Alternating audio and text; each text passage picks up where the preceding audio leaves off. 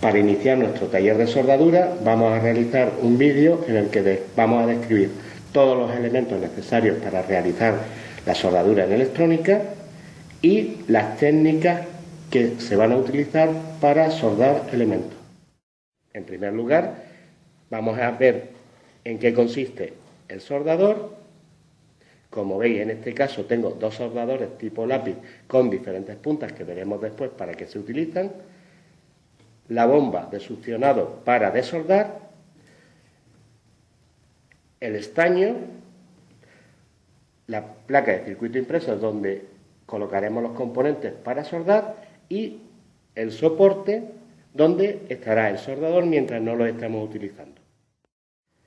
El soldador está compuesto por un conductor que conectaremos a la red de 125 a 220, una resistencia de calefacción y un tubo donde irá insertado la punta para realizar la soldadura. En este caso, este tipo de soldador tiene puntas intercambiables. Como vimos antes, las puntas se utilizan para calentar los elementos a soldar y añadirles el estaño. Esta punta ya viene preparada.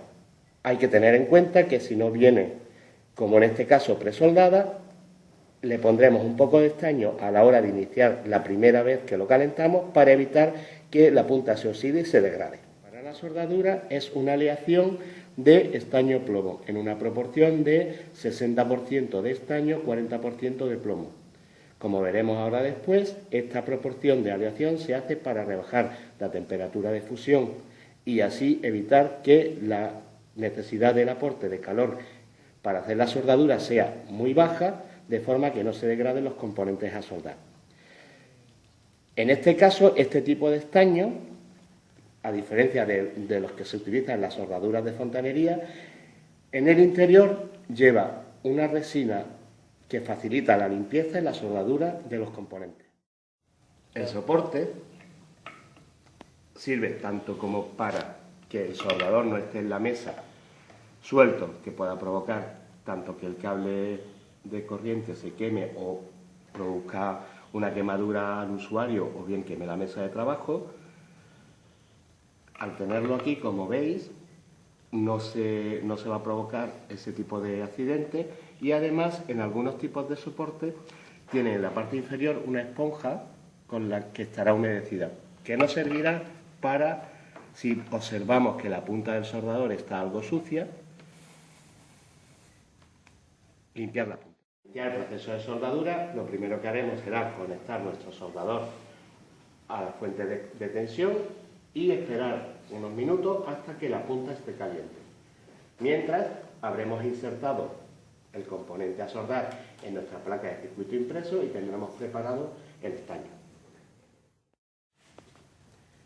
Una vez que está el soldador caliente, aproximaremos la punta del soldador a los elementos a soldar de forma que su punta esté en contacto con las dos superficies a soldar, tanto con la patilla del componente como la placa de circuito impreso. Aproximaremos el estaño hacia la punta, le dejaremos una gota y cuando la gota haya escurrido hacia la placa, añadiremos el estaño necesario para realizar la soldadura y separaremos. Pondremos nuestro soldador en el soporte y no se le sopla a la soldadura, se deja que se enfríe.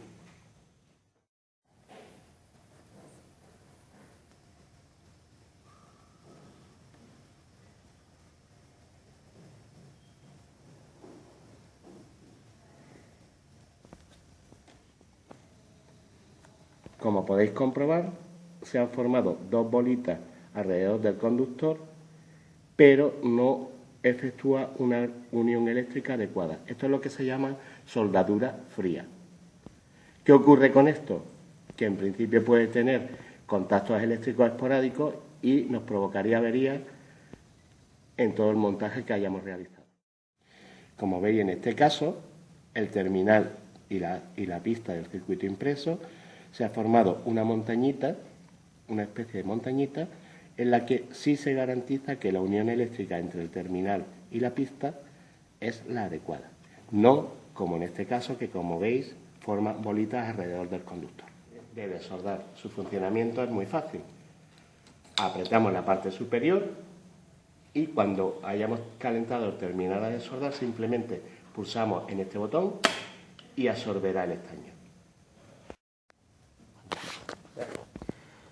¿Veis? Estoy calentando con el soldador el terminal de soldar, aproximo la bomba y ha desoldado el componente. Lo volvemos a repetir en el otro terminal.